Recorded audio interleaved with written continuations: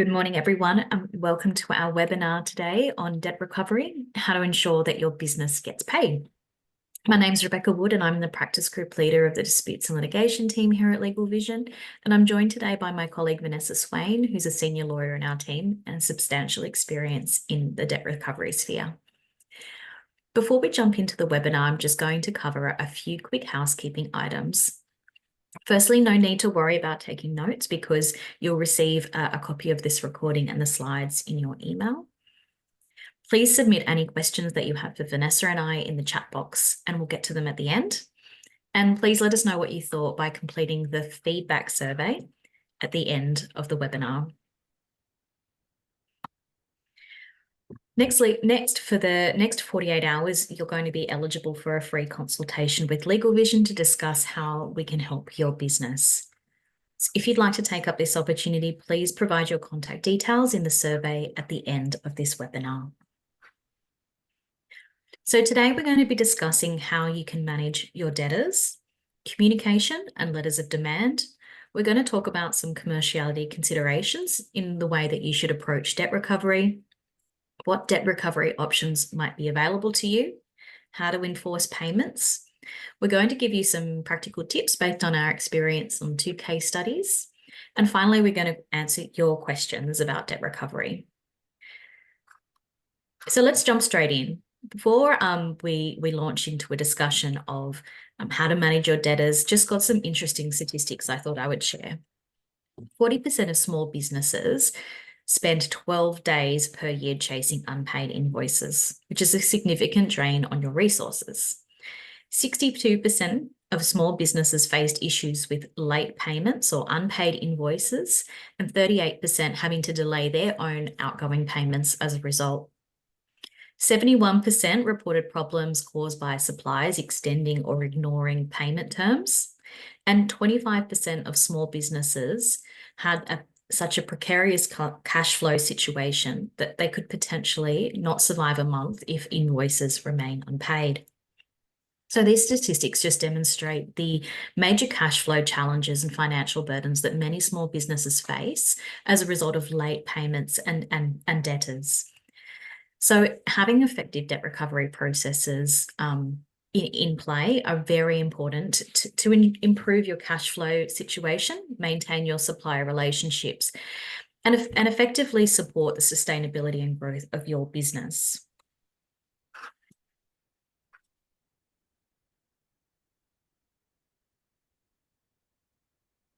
So the first thing that you can do to assist in your debt recovery processes is being proactive. So firstly, sending invoices promptly.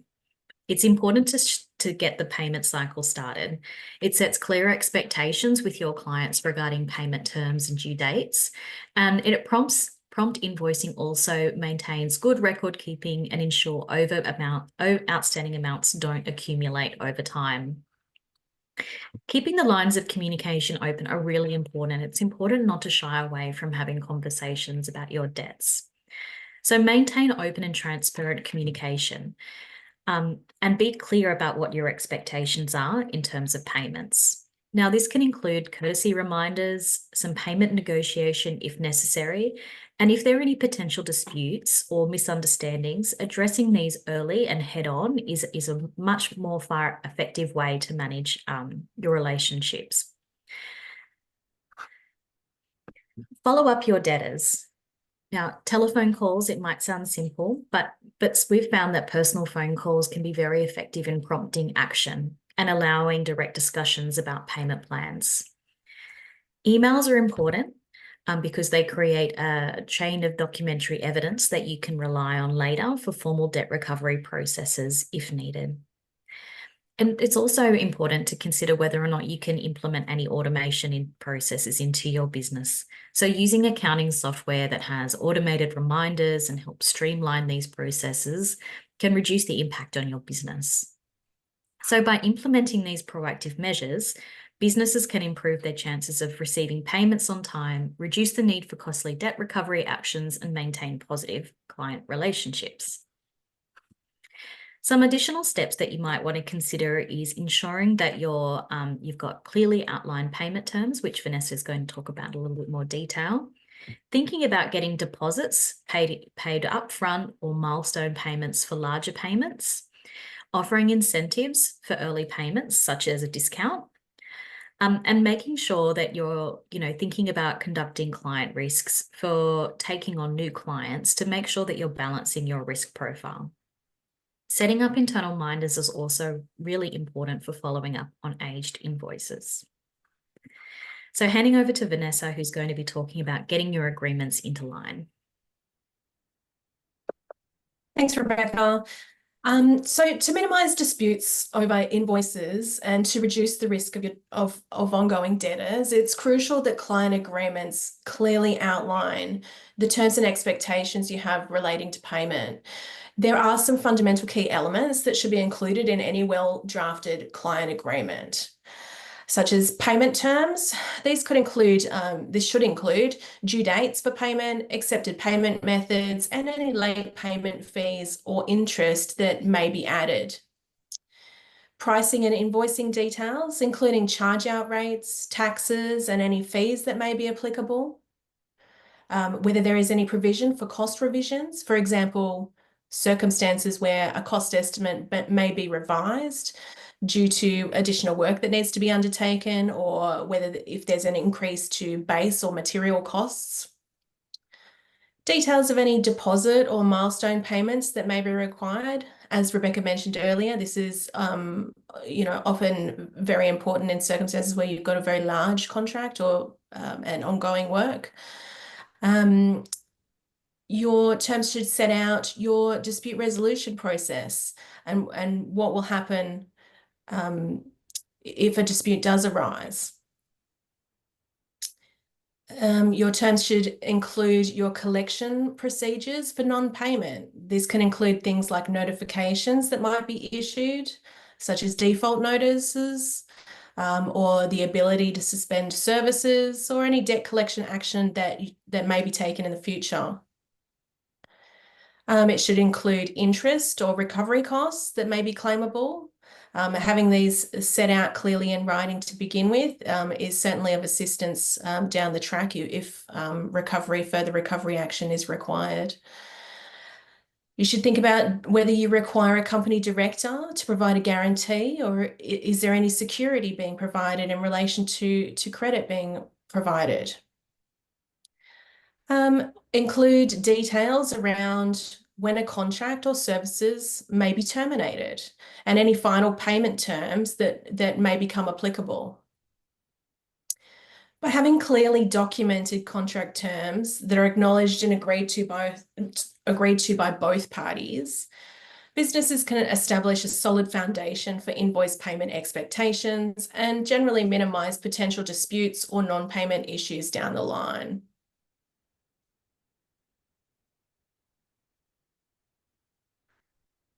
So once invoices are overdue, you might start with a friendly email to your debtor reminding them that payment is due. This can be a really important step if you're trying to maintain an ongoing business relationship. This type of reminder is a good one to automate as it can reduce the time you need to spend on chasing payments. However, if a debtor has not paid their invoices despite initial reminders and follow-ups, issuing a formal letter of demand is typically the next step in the debt recovery process. A well-crafted letter of demand can prompt action from the debtor and, if necessary, serve as documentation for any potential recovery proceedings if the debt does remain unpaid.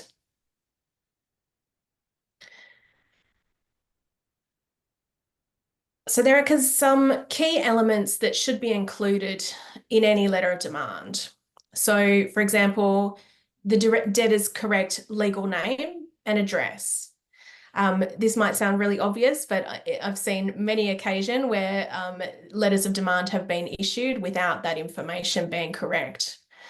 This should include your company name and any relevant contact person and your address details. A letter of demand should detail the outstanding invoices, including references to invoice numbers, invoice dates, and the total amount owed. As the name suggests, the letter of demand must include a clear demand for payment, including the deadline for when that payment must be made, which in most instances is typically between 7 and 14 days.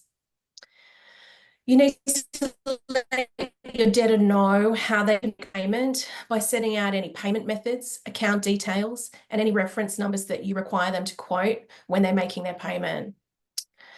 A letter of demand needs to set out the consequences of non-payment. So, for example, if they don't make payment by the due date, setting out what further legal action may be taken, or additional charges that may be applied, or the fact that non-payment may impact their credit report.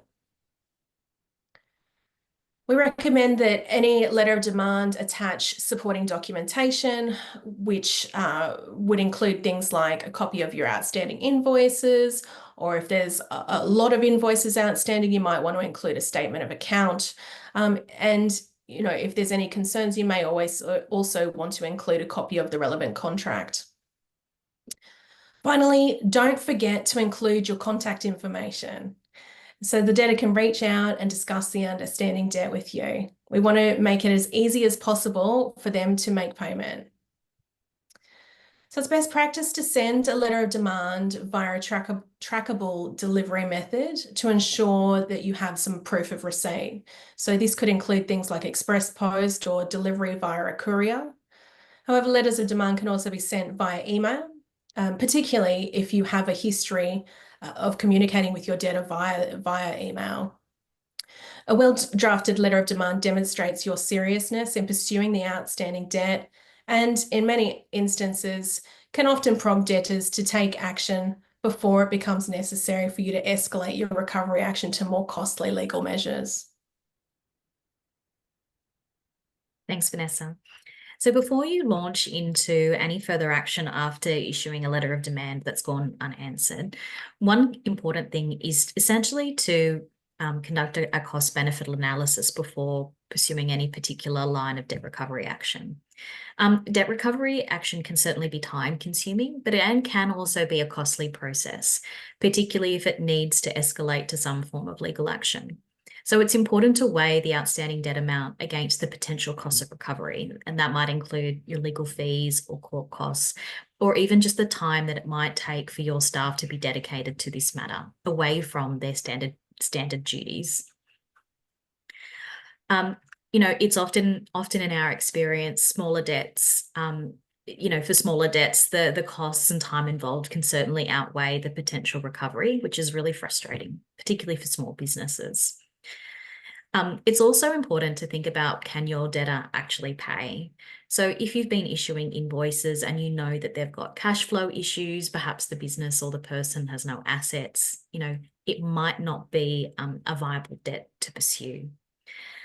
So certainly pursuing debts from an insolvent entity can be futile and a waste of resources. And so it's important to conduct some due diligence before you launch into any legal action to consider the likelihood of successful recovery. Finally, you need to make sure that you're able to prove the existence of the debt and prove your claim. So to be able to successfully recover a debt, you need to have that solid documentation and evidence to support your claim. So this could include contracts, invoices, delivery receipts, email correspondence between you and the other party, and any other information that will essentially help establish the existence and the validity of the debt. Without that proper documentation, it can be really challenging to prove your case in court or even negotiate a settlement. If the outstanding debt is substantial and the debtor has the means to pay, it's just not doing it, and you have strong evidence to support your claim, then it's certainly worth getting some legal advice as to whether or not you should be pursuing your recovery action through the courts or other legal channels. Again, if the debt is relatively small, the debtor's insolvent or has significant cash flow issues, you don't have the right documentation to actually prove the debt's owing, it might be more practical to write off the debt and just focus your efforts on more promising debt recovery opportunities. Ultimately, as I said before, it is a bit of a cost-benefit analysis. And it's important to consult with some legal professionals before you launch into court proceedings, particularly because they can have adverse cost consequences if you're unable to prove the existence of your debt. Some other things that you might want to consider if you're in a high risk industry in terms of, you've got a large debt profile, is whether or not you could access some form of insurance like trade credit insurance. Obviously, that's a question for your insurance brokers.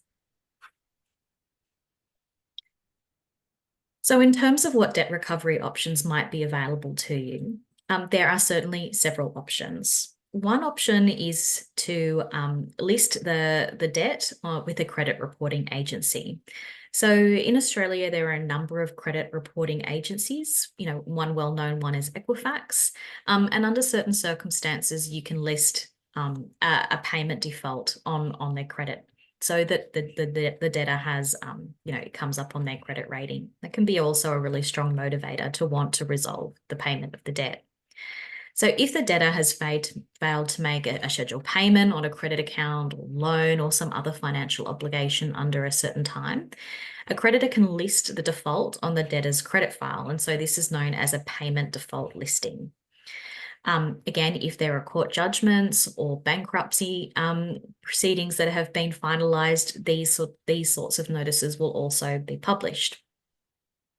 And certainly where there are serious credit infringements, for example, the debtor has committed a serious credit infringement or fraud or provided false information to a credit application, this will also be listed on the debtor's file. So it also could be important before you launch into business with new parties, to do a bit of a credit check to make sure that they don't have a history of poor payments. It's important to know that creditors must follow specific procedures and guidelines set by the credit rating agencies and the Privacy Act before listing a debt on a credit file. And this will typically include issuing them with notices. So, for example, the letter of demand, providing them with the opportunity to dispute the debt, and certainly adhering to any of the credit reporting codes and regulations. Certainly, if a debt is disputed, it's not appropriate to list it on a credit rating agency.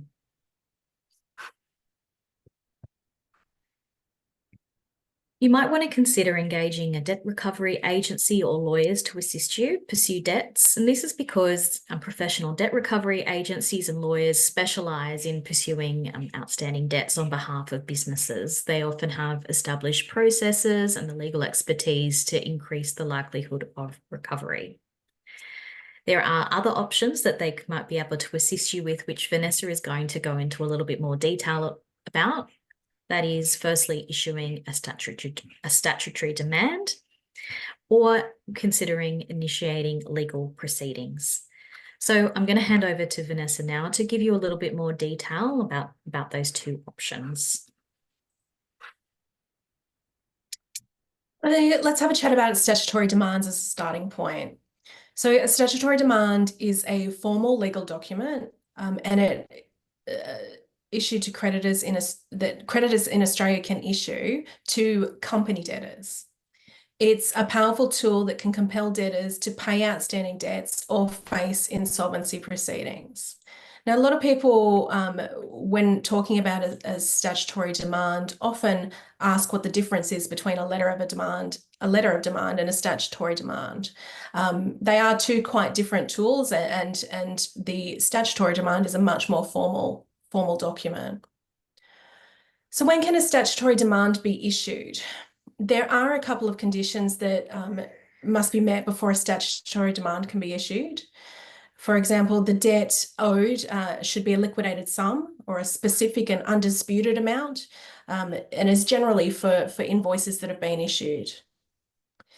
The debt must exceed the minimum statutory threshold. That threshold currently is $4,000. And of course, the debt must be due and payable at the time of issuing the demand.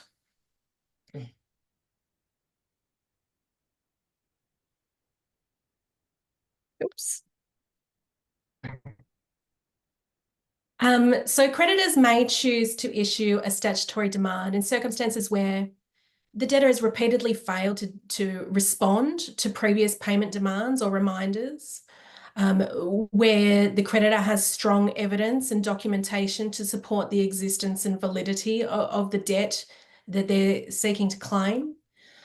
Where the creditor believes the debtor does have the financial means to pay the outstanding debt, but for whatever reason is simply unwilling to do so. Or where the creditor wants to demonstrate that they're serious and they have a serious intention to pursue legal action if that debt does remain unpaid. There's also some specific legal requirements that a statutory demand must meet. So these include things like the statutory demand must be in the prescribed form, and it must be properly addressed to the debtor. It must clearly state the amount of the debt and the creditor's intention to commence winding up proceedings if that debt is not paid within that specified time frame, which is 21 days. The statutory demand must provide instructions for the debtor on how they can comply with the demand, or it also needs to set out how their options in terms of applying to have it set aside.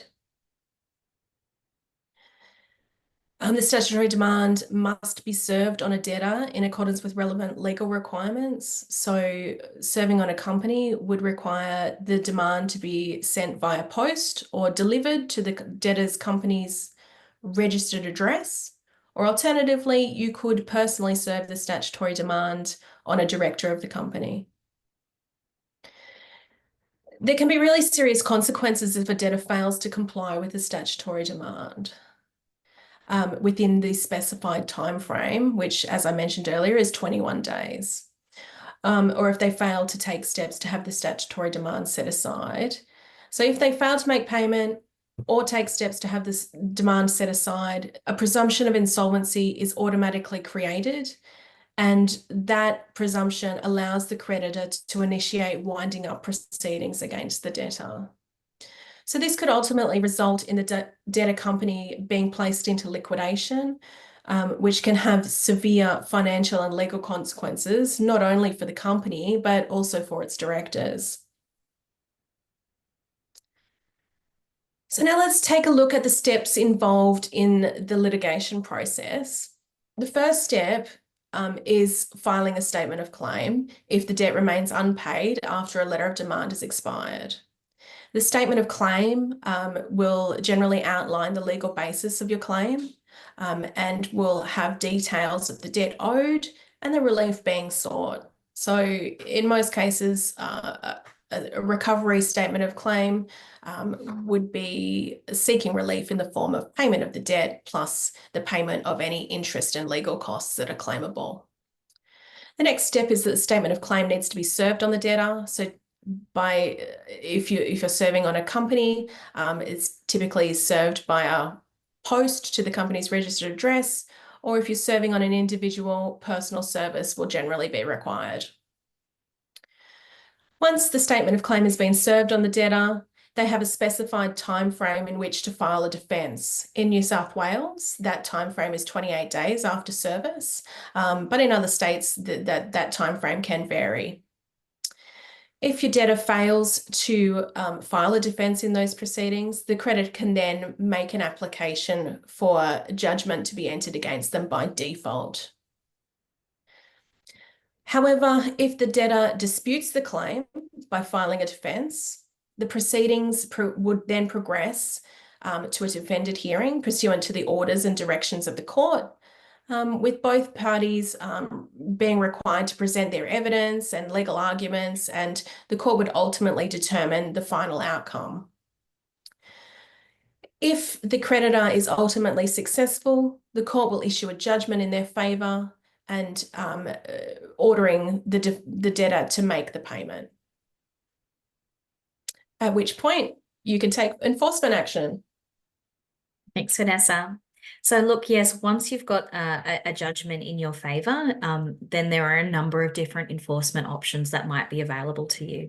And it's really important to have a strategy in place to decide which is the most advantageous enforcement option that you might want to pursue. So your options can include garnishee orders. So these are orders that can be obtained from the court that will be directed to the debtor's employer or a bank account or a bank that they do their ordinary banking with to pay portions of either their income or essentially siphon some money out of their accounts to pay you. Secondly, you might want to go and obtain a writ of execution.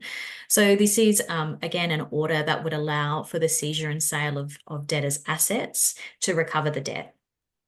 Now, there's also the option to take bankruptcy action or winding up of a company. And these are good options for substantial debts where creditors will most likely be very motivated to avoid personal bankruptcy or having their companies wound up. And we find that, this is a very, like I said, a very strong motivator. But in deciding of what of these options is best for you really involves a bit of an analysis and understanding of the debtor. So thinking about, look, do you know what bank accounts they use? If you don't, it might be worthwhile considering whether or not they've got assets, and so going for a writ of execution. Otherwise, again, if they've got a trading business that they want to keep and they want to maintain a good relationship, then potentially going up, a winding up application might be a good way to go. So look, now Vanessa and I are going to share some more stories, some case studies with you about our experience and how we've used the debt recovery processes to reach some good outcomes for our client. Vanessa, do you want to go first? Sure. Thanks, Rebecca. This first case demonstrates that choosing the right strategic recovery option can not only place pressure on your debtor, but it can also assist with a commercial resolution. Of course, it's important to consider each debt matter on a case-by-case basis, but this case in particular is a great example of pressure being created which resulted in that commercial resolution. So in this particular case, we acted for a creditor who had entered into a contract with a company in relation to the sale and supply of seafood. So at that point in time, our client was owed approximately $102,000. So the debt was not insubstantial. Our client had a great foundation. They had a solid written and signed contract, which comprised a credit application and terms and conditions, which also included a personal guarantee that had been provided by the sole director of the debtor company. Our client heard, through the industry, rumours that this particular debtor may have been taking steps to try and sell its business. Searches undertaken, we undertook some searches in relation to the director of the company, who had provided the personal guarantee, but that didn't reveal any real property owned by them. So in light of all of this information, we formed the view that issuing a statutory demand to the company would place a significant and immediate pressure on the debtor company to resolve the debt owed to our client, or they'd otherwise be at risk of, our client's actions negatively impacting their potential sale of business. A creditor's statutory demand was issued, but no response was received. Our client elected to maintain maximum pressure on the debtor company and commenced winding up proceedings. At this point, various other creditors who were owed money by the same debtor company came out of the shadows, 3 of which filed appearances in our winding up proceedings as supporting creditors. At this point in time, the debtor company ultimately found a buyer for its business, and at that point started to engage with us in settlement negotiations. To avoid the debtor company being placed into liquidation, the parties ultimately reached a settlement agreement whereby the debtor company was allowed to proceed to sell its business, and the proceeds of sale were to be split between the various creditor companies on a pro rata basis. In this case, each creditor ultimately received payment equivalent to 80% of the total of debt owed to them. So these negotiations were wholly successful, as the terms of settlement were both ended up being beneficial to both the debtor company and our client. The obvious benefit to the debtor was that it allowed the company to avoid liquidation and any potential claims that that director may have faced from a liquidator.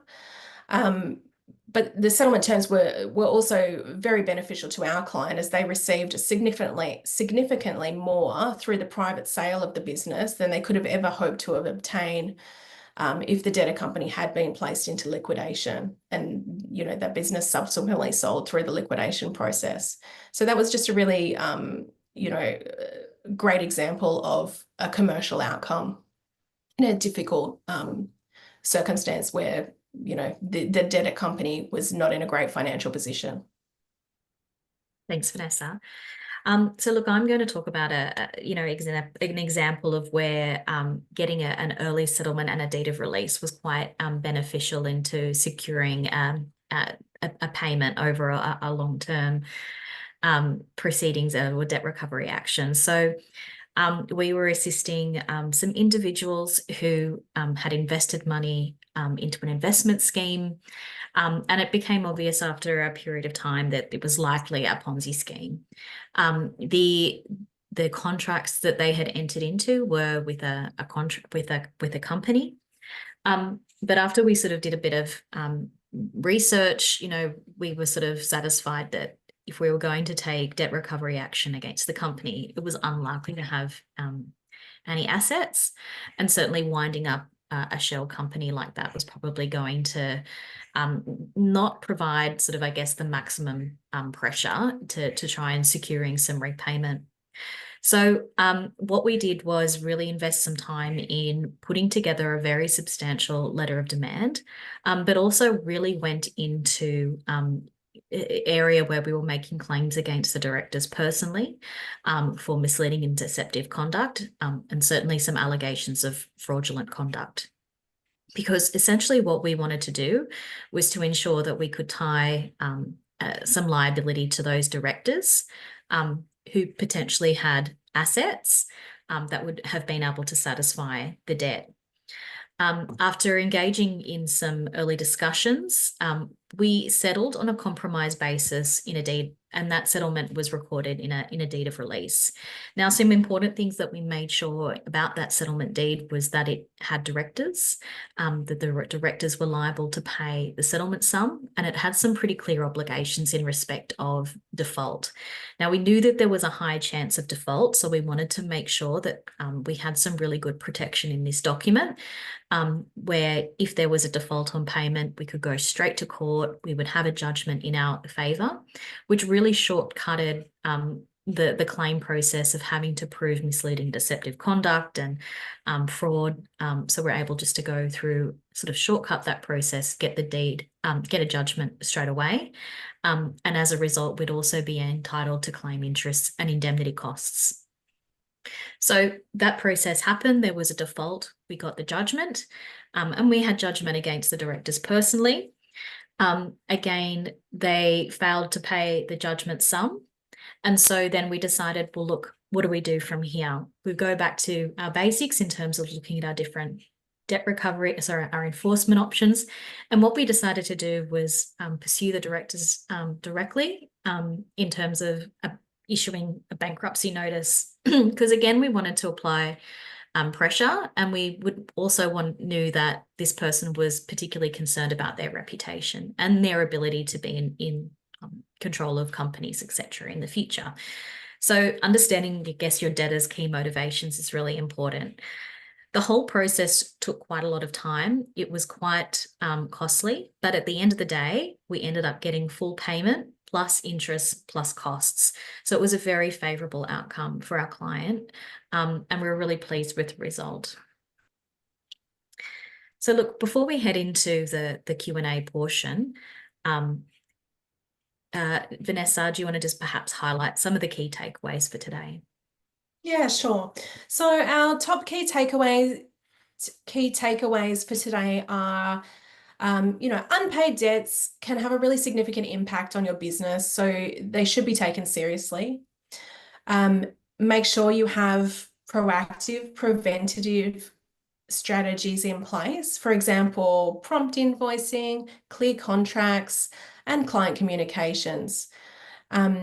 Be ready to escalate your debt recovery claims where appropriate, and you should consider recovery actions like demand letters, statutory demands, or even the litigation process. Always be aware of the cost-benefit analysis before embarking on any legal claim, because you don't want to be throwing good money away after bad. And also consider getting legal advice to ensure you have your client agreements in line, and seek advice on whether or not it's appropriate to be pursuing a particular claim. Great. So look, that concludes the formal part of our webinar. You might find this resource useful. It's a document which is our guide on how to recover unpaid invoices. And you can get a copy by either scanning the QR code on screen or in the resources tab. You might also be interested in the upcoming seminar that we have, which actually I'm presenting as well. It's Managing Disputes Strategies for In-House Counsel. That's coming up on the 8th of August, which is actually next Thursday. Finally, you might be interested in becoming a LegalVision member. So LegalVision offers a great membership to businesses, where you can become a member and get access to, our over 100 very experienced lawyers who can help you with all sorts of legal needs. So look, we like to kind of think of it as an all-you-can-eat package designed to help you with your business as usual needs. So if you'd like to find out a little bit more about our membership offering, or you want to claim your complimentary legal health check, please reach out to us and complete the survey at the end of the question, and we can reach out to you to discuss. Okay, so we're going to jump into the Q&A. So if you haven't already, please submit your questions in the chat box now so we can get to them. I'm going to start with a question about which says, can you outline some apps that are suitable for firms to use to collect deposits or to provide credit card details so that payments can be collected promptly? Yeah, look, sure. There are certainly a lot of sort of third-party providers that can kind of act as a third-party intermediary. So, look, some examples that we see quite commonly used are Square, Stripe, PayPal. There's also some, accounting software integrations that you can get for credit card processing. So there are really good options to look into. Vanessa, we've actually got quite a few questions on how to deal with international creditors. So how can we essentially tackle challenges where international customers don't pay their bills? Vanessa, do you want to take that one? Sure, this is a great question, and it does come up relatively often. So, your options here are one option is to engage an international debt collection agency, so someone who is in the jurisdiction of your debtor. A common way to tackle this is to attempt to negotiate a payment with them prior to considering taking any formal legal action. But whilst you still can commence proceedings against an international debtor in Australia, you do need to be aware that there are some significant challenges dealing with cross-border scenarios. For example, service challenges. So any judgment that you may have entered in your favour would also need to be enforced overseas. So that's also a big deciding factor, as well as to whether you pursue that debt or not. And the options for recovery or enforcement action are different in each particular country. So it needs to be considered on a case-by-case basis as different laws apply to different countries. Yep, thanks. So we've got a question here. What can you do when a client doesn't pay and then threatens your reputation if you take legal action? So good question. And certainly, reputation's a big problem, especially when we're, operating a lot of businesses online. We rely on our Google ratings and Trustpilot. So negative reviews can have a significant impact on your business. So look, I guess there are, two different ways that you could approach this. Firstly would be to understand, well, look, are they actually disputing the debt? And it might be trying to engage in a conversation about the debt, and perhaps considering a compromise, a settlement, but also that, that might include, essentially a promise that they're not going to disparage your reputation online.